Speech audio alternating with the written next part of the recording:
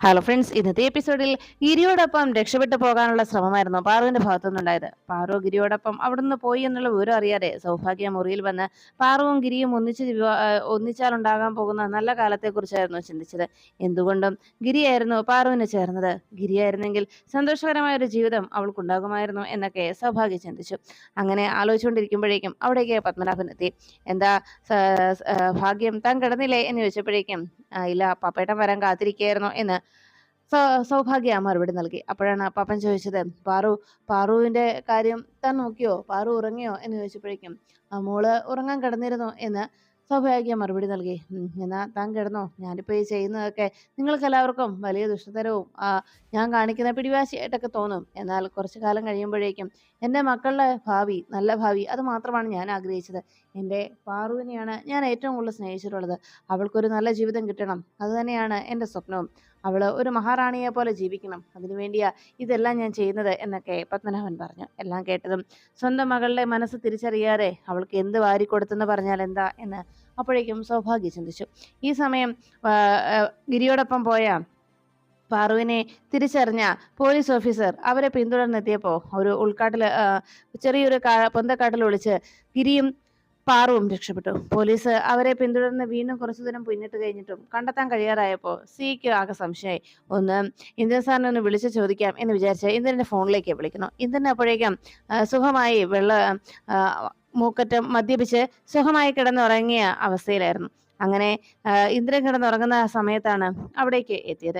ഈ സമയത്ത് ഇന്ദ്രൻ കിടന്ന് സുഖമായി ഉറങ്ങുന്നത് കണ്ടപ്പോഴേക്കും ഉറങ്ങുന്നതിനാൽ ഫോൺ റിങ് ചെയ്യുന്നത് ഇന്ദ്രൻ കേട്ടിട്ടും അത് എടുക്കാനാകാതെ ഇന്ദ്രൻ ആ നിലത്ത് തന്നെ കിടന്നുറങ്ങി. ഈ ഇന്ദ്രന്റെ ഫോണിലേക്ക് എത്ര വിളിച്ചിട്ടും കോൾ എടുക്കാത്തത് കൊണ്ട് സി വേഗം തന്നെ വിശ്വനാഥിന്റെ ഫോണിലേക്ക് വിളിച്ചു. വിശ്വനാഥും ഉറങ്ങിപ്പോയതിനാൽ അടുത്ത് കിടന്നിരുന്ന ഭാര്യ ഫോൺ എടുത്തു നോക്കി. ഈ സി എന്തിന് ഈ സമയത്ത് വിളിക്കുന്നത് എന്ന് പറഞ്ഞ് വിശ്വനെ വിളിച്ച് ഉണർത്തുകയാണ്. ഉടനെ തന്നെ വിശ്വൻ കണ്ണു തുറന്ന് നോക്കിയപ്പോൾ വിശ്വട്ട ആ സിയെ വിളിക്കുന്നതെന്ന് പറഞ്ഞപ്പോൾ, ഓ അവൻ മാസപ്പടിക്ക് വിളിക്കുന്നതായിരിക്കും, ഈ പാതിരാത്രിയിലല്ലേ അവന് മാസപ്പടി, നീ അത് കട്ട് ചെയ്ത് കളാ എന്ന് പറഞ്ഞ് വീണ്ടും വിശ്വനും കിടന്നുറങ്ങി.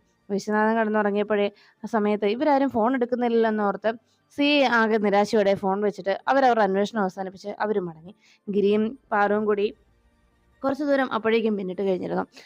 അവരാരെങ്കിലും പിന്നാലെ വരുന്നുണ്ടോ പാറു എന്ന് ഗിരി അന്വേഷിച്ചപ്പോഴേക്കും, ഇല്ല ഗിരിയേട്ടാ, അവരിനിയിപ്പോൾ നമ്മളെ പിന്തുടർന്ന് വരാൻ സാധ്യതയില്ല.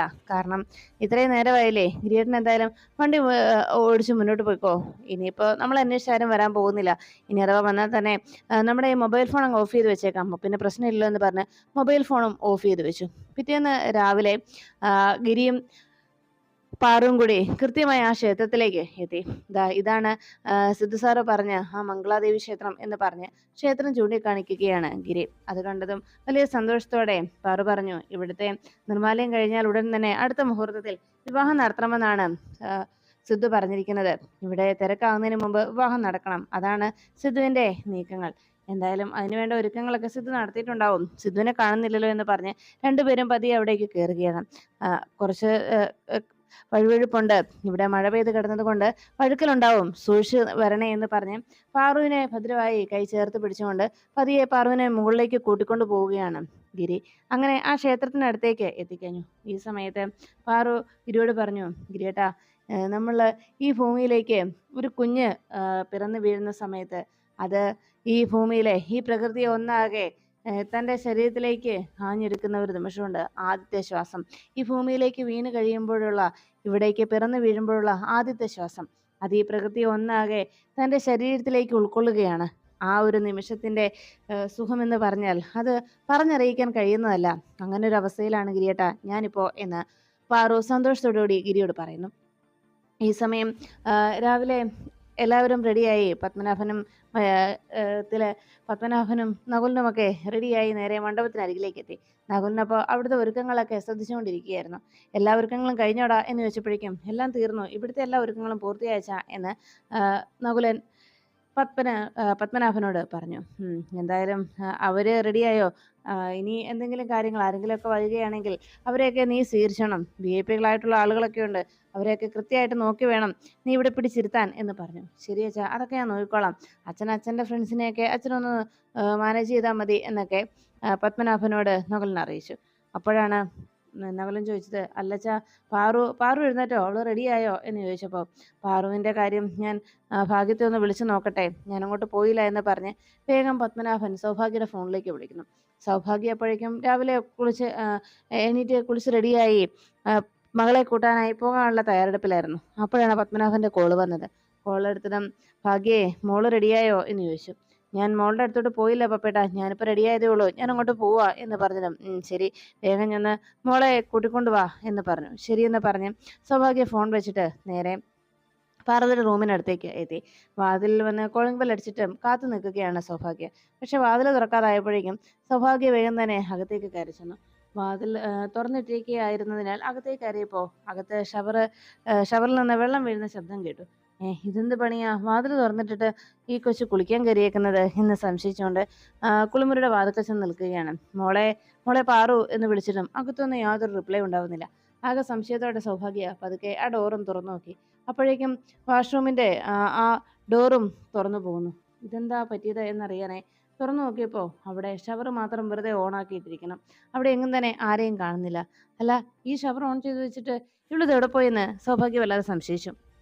പെട്ടെന്നാണ് സൗഭാഗ്യ പുറത്തേക്ക് ഇറങ്ങിയപ്പോൾ ചില സംശയങ്ങൾ സൗഭാഗ്യയുടെ മനസ്സിലേക്ക് ഓടിയെത്തിയത്. നേരെ ടേബിളിന് മുകളിലേക്ക് നോക്കിയപ്പോൾ അവിടെ ഒരു ലെറ്റർ ഇരിക്കുന്നത് സൗഭാഗ്യ കണ്ടു. വേഗം തന്നെ അവിടേക്ക് വന്ന് ആ പേപ്പർ എടുത്ത് നോക്കി. പ്രിയപ്പെട്ട അമ്മയ്ക്ക് എന്ന് പറഞ്ഞ് അതിലെഴുതിയിരിക്കുകയാണ്, ഞാൻ മറ്റൊരാളെയാണ് ഇഷ്ടപ്പെടുന്നത്.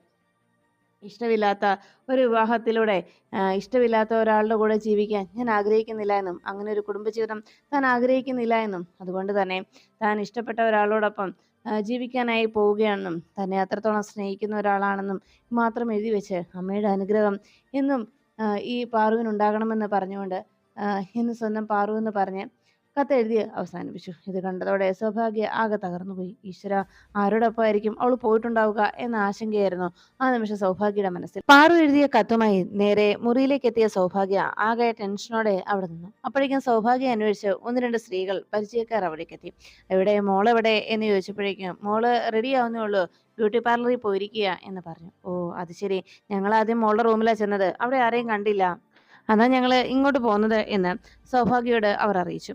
എല്ലാം കേട്ട് കഴിഞ്ഞതും സൗഭാഗ്യ ആകെ ഞെട്ടലോടെ അങ്ങനെ നിൽക്കുമ്പോൾ അവിടെ മംഗളാദേവി ക്ഷേത്രത്തിലെത്തിയ പാറു ആ ക്ഷേത്ര പരിസരം എല്ലാം നോക്കി. അവിടെ ദേവിയുടെ ശ്രീകോവിന് മുന്നിലേക്ക് എത്തിയ പാറു മുന്നിൽ വിവാഹത്തിന് വേണ്ടിയുള്ള എല്ലാ ഒരുക്കങ്ങളും റെഡിയാക്കി വെച്ചിരിക്കുന്നത് പാറു കണ്ടു. ദേ, ഇത് കണ്ടില്ലേ, കല്യാണ മണ്ഡപമൊക്കെ റെഡിയാണല്ലോ ഗിരിയേട്ടാ എന്ന് പറഞ്ഞപ്പോഴേക്കും, ഇവിടെ ഒരുക്കങ്ങളൊക്കെ റെഡി ആയിട്ടുണ്ടാവുമെന്ന് സിദ്ധു സാറ് പറഞ്ഞിരുന്നല്ലോ, എന്തായാലും സിദ്ധു സാറിനെ ഒന്ന് വിളിച്ചു നോക്ക എന്ന് പറഞ്ഞു. സിദ്ധുവിനെ ഇവിടെയെങ്കിലും കാണുന്നില്ലല്ലോ ഗിരിയേട്ടാ, ഞാൻ ഒന്ന് ഫോൺ എടുത്ത് വിളിച്ചു നോക്കാമെന്ന് പറഞ്ഞ് ഫോൺ എടുത്തപ്പോഴാണ്, അയ്യോ, നമ്മുടെ രണ്ടുപേരുടെയും ഫോൺ ഓഫായിരുന്നല്ലോ എന്ന് പാറു പറഞ്ഞത്. അത് സാരമില്ല, ഇപ്പോൾ ഓൺ ചെയ്തിട്ട് ഒന്ന് വിളിച്ചു നോക്കുക എന്ന് ഗിരി പറഞ്ഞത് വേഗം തന്നെ ഫോൺ ഓൺ ചെയ്ത് സിദ്ധാർത്ഥിന്റെ ഫോണിലേക്ക് വിളിക്കുന്നു. സിദ്ധാർത്ഥിന്റെ ഫോണിലേക്ക് കോള് പോകാതെ ഫോൺ സ്വിച്ച് ഓഫ് എന്നുള്ള മറുപടി മാത്രമാണ് കേൾക്കുന്നത്. അത് കേട്ടതോടെ ആകെ ടെൻഷനായി പാറുവിന്. അയ്യോ, ഇനി എന്ത് ചെയ്യും സിദ്ധുവേട്ട, എന്ത് ചെയ്യും ഗിരിയേട്ടാ, സിദ്ധുവിനെ വിളിച്ചിട്ട് കിട്ടുന്നില്ലല്ലോ എന്ന് പറഞ്ഞപ്പോഴേക്കും, ഇനിയിപ്പോൾ വരുന്ന വഴി വണ്ടിക്ക് വല്ലോ ബ്രേക്ക് ഡൗണോ വല്ലോ ആയിട്ട് വല്ലോ വഴി പെട്ടിരിക്കുകയായിരിക്കുമോ എന്നൊക്കെ ഗിരി ചോദിച്ചതും, അങ്ങനെയാണെങ്കിൽ വേറെ ഏതെങ്കിലും ടാക്സി വിളിച്ച് വരാമല്ലോ, എന്തോ എനിക്ക് വല്ലാത്ത ടെൻഷൻ ആവുന്നു എന്ന് ഗിരിയുടെ ആശങ്കയോടെ പാറു സംസാരിച്ചു. എന്തായാലും നമുക്ക് കുറച്ചേരം വെയിറ്റ് ചെയ്യാം, സമയമാവുന്നല്ലേ ഉള്ളൂ എന്ന് പറഞ്ഞ് ഗിരി പാറുവിനെ സമാധാനിപ്പിക്കുമ്പോഴേക്കും ശ്രീകോവിൽ നിന്ന് പൂജാരി പുറത്തേക്ക് ഇറങ്ങി വന്നു. പെൺകുട്ടി എത്തിയല്ലോ അല്ലേ, കല്യാണ പെണ്ണെ കാണുന്നില്ലല്ലോ എന്ന് ഞാൻ സംശയപ്പെട്ട് നിൽക്കുകയായിരുന്നു. എന്തായാലും മുഹൂർത്തത്തിന് സമയമാകുന്നതേ ഉള്ളൂ, തൊഴുതിട്ട് വന്നോളൂ എന്നറിയിച്ചു. നേരത്തെ തന്നെ സിദ്ധു സാറ് വിളിച്ച് കാര്യങ്ങളൊക്കെ ഏർപ്പാട് ചെയ്ത് വെച്ചിരിക്കുകയാണ്.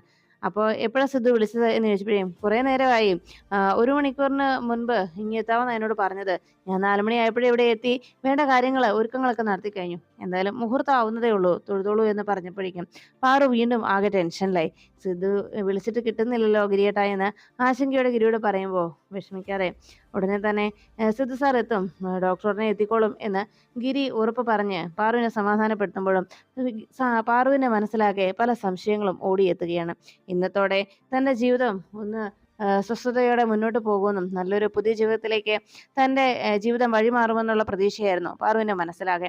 ഇത്രയും നാളും അച്ഛൻ വളർത്തിയ ഒരു കൂട്ടിലിട്ട് വളർത്തിയതുപോലെ ഒരു പട്ടാളച്ചിട്ടയിലായിരുന്നു തൻ്റെ ജീവിതം. എന്നാൽ ഇന്നത്തെ ദിവസം മുതൽ തൻ്റെതായ ഒരു ജീവിതം താൻ കെട്ടിപ്പടുക്കുകയാണെന്നും, സ്വാതന്ത്ര്യത്തോടെ സമാധാനത്തോടെ തൻ്റെ ഇഷ്ടത്തിനുള്ള ഒരു ജീവിതം തനിക്ക് മുന്നോട്ട് നയിക്കാൻ കഴിയുമെന്നൊക്കെയുള്ള പ്രതീക്ഷയിൽ വന്ന പാറുവിന് എല്ലാം നഷ്ടമായി പോവുകയാണോ എന്നൊരു വേദനയും ആശങ്കയും പാറുവിൻ്റെ മനസ്സിനെ അലട്ടുന്നു.